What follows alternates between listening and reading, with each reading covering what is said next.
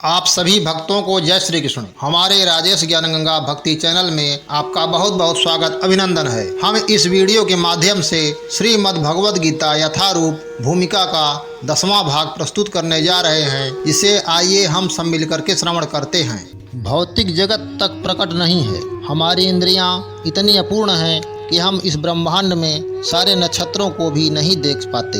वैदिक साहित्य में हमें सभी लोकों के विषय में प्रचुर जानकारी प्राप्त होती है। उस पर विश्वास करना या न करना हमारे ऊपर निर्भर करता है। वैदिक ग्रंथों में विशेषतया श्रीमद् भागवत में सभी महत्वपूर्ण लोकों का वर्णन है। इस भौतिक आकाश से परे आध्यात्मिक जगत है, जो अव्यक्त या अप्रकट कहलाता है। व्यक्ति को भगवत धाम की ही कामना तथा लालसा करनी चाहिए, क्योंकि जब उसको उस धाम की प्राप्ति हो जाती है तब उसको वहाँ से फिर इस जगत में लौटना नहीं पड़ता।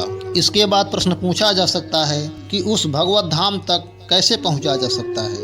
इसकी सूचना भगवत गीता के 8वें अध्याय में इस तरह दी गई। अंतकाले च मामेव स्मरन् मुक्त्वा कलेवरं यः प्रयाति स मद्भावं याति नास्तत्र संशयः। अंतकाल में जो कोई मेरा स्मरण करते हुए शरीर त्याग करता है, वह तुरंत मेरे स्वभाव को प्राप्त होता है। इसमें रंच मात्र भी संदेह नहीं है। जो व्यक्ति मृत्यु के समय कृष्ण का चिंतन करता है, वह कृष्ण को प्राप्त होता है। मनुष्य को चाहिए कि वह कृष्ण के स्वरूप का स्मरण करे, और यदि इस रूप का चिंतन करते हुए वह मर जाता है तो वह शरीर निश्चित ही भगवत धाम को प्राप्त होता है। मद्भावम शब्द परम पुरुष के परम स्वभाव का सूचक है। परम पुरुष सच्चिदानंद विग्रह है, अर्थात उनका स्वरूप साक्षात ज्ञान तथा आनंद से पूर्ण है। हमारा यह शरीर सच्चिदानंद नहीं है, यह सत नहीं अपितु असत है। यह शाश्वत नहीं अपितु नाशवान है। यह चित नहीं है, अर्थात ज्ञान से पूर्ण नहीं है, अपितु अज्ञान से पूर्ण है। हमें भगवत धाम का कोई ज्ञान नहीं है, यहाँ तक कि हमें इस भौतिक जगत का पूर्ण ज्ञान नहीं है। जहाँ ऐसी अनेक वस्तुएं हैं जो हमें ज्ञात नहीं है। यह शरीर निरानंद है, आनंद से ओतप्रोत न होकर दुख से पूर्ण है। इस संसार में जितने भी दुखों का हमें अनुभव होता है तो वे शरीर से उत्पन्न हैं, किंतु जो व्यक्ति भगवान कृष्ण का चिंतन करते हुए इस शरीर को त्यागता है, वह तुरंत ही सच्चिदानंद शरीर प्राप्त करता है। इस शरीर को त्याग कर इस भौतिक जगत में दूसरा शरीर धारण करना भी सुव्यवस्थित है। मनुष्य तभी मरता है जब यह निश्चित हो जाता है कि अगले जीवन में उसे किस प्रकार का शरीर प्राप्त होगा। इसका निर्णय उच्च अधिकारी करते हैं, स्वयं जीव नहीं करता।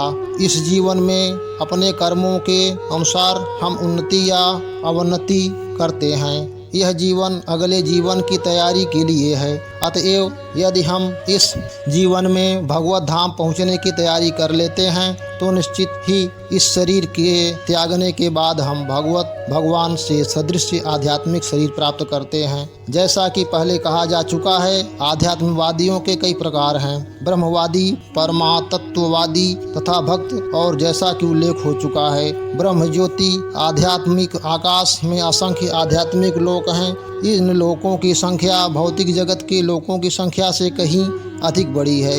यह भौतिक जगत संपूर्ण सृष्टि का केवल चतुर्थांश है। एकांशेन स्थितो जगत। इस भौतिक खंड में लाखों करोड़ों ब्रह्मांड हैं, जिनमें अरबों ग्रह, सूर्य, तारे, चंद्रमा हैं, किंतु यह सारी भौतिक सृष्टि संपूर्ण सृष्टि का एक खंड मात्र है। अधिकांश सृष्टि तो आध्यात्मिक आकाश में है। जो व्यक्ति परम ब्रह्म में विलीन होना चाहता है, वह तुरंत ही परमेश्वर की ब्रह्म ज्योति में भेज दिया जाता है, और इस तरह वह आध्यात्मिक आकाश को प्राप्त होता है। जो भक्त भगवान के सानिध्य का आनंद लेना चाहता है, वह वैकुंठ लोकों में प्रवेश करता है, जिनकी संख्या अनगिनत है, जहाँ वह परमेश्वर अपने विभिन्न पूर्ण अंशों चतुर्भुज नारायण के रूप में तथा प्रद्युम्न, अनिरुद्ध तथा गोविंद जैसे विभिन्न नामों से भक्तों के साथ रहते हैं। अतएव जीवन के अंत में आध्यात्मवादी ब्रह्मज्योति परमात्मा या भगवान श्री कृष्ण का चिंतन करते हैं। प्रत्येक दशा में वे आध्यात्मिक आकाश में प्रविष्टि होते हैं, लेकिन केवल भक्त या परमेश्वर से संबंधित रहने वाला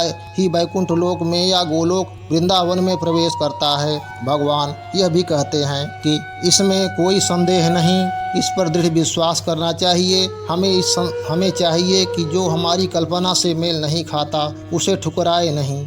हमारी मनोवृत्ति अर्जुन की सी ही होनी चाहिए। आपने जो कुछ कहा उस पर मैं विश्वास करता हूँ। अतएव जब भगवान यह कहते हैं कि मृत्यु के समय जो भी ब्रह्म परमात्मा या भगवान के रूप में उनका चिंतन करता है वह निश्चित रूप से आध्यात्मिक आकाश में प्रवेश करता है, तो इसमें कोई संदेह नहीं है। इस पर अविश्वास करने का प्रश्न ही नहीं उठता। भगवद गीता में उस सामान्य सिद्धांत की भी व्याख्या है जो मृत्यु के समय ब्रह्मा का चिंतन करने से आध्यात्मिक धाम में प्रवेश करना सुगम बनाता है। यम यम वापि स्मरन् भावं त्यज्यते कलेवरं तं तमेवैति कौन्तेय तदा तद्भाव भावितः।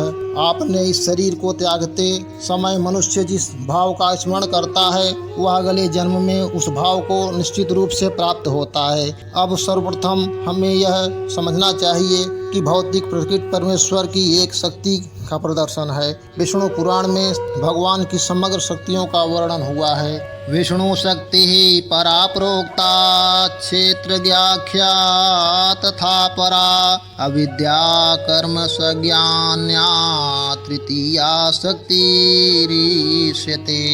परमेश्वर की शक्तियाँ विविध तथा असंख्य हैं और वे हमारी बुद्धि के परे हैं, लेकिन बड़े बड़े विद्वान मुनियों का मुक्तात्माओं ने इन शक्तियों का अध्ययन करके इन्हें 3 भागों में बांटा है। सारी शक्तियाँ विष्णु शक्ति हैं, अर्थात वे भगवान विष्णु की विभिन्न शक्तियाँ हैं। पहली शक्ति परा या आध्यात्मिक है। जीव भी पराशक्ति है, जैसा कि पहले कहा जा चुका है। अन्य शक्तियाँ या भौतिक शक्तियाँ तामसी हैं। मृत्यु के समय हम या तो इस संसार की अपराशक्ति में रहते हैं या फिर आध्यात्मिक जगत की शक्ति में चले जाते हैं।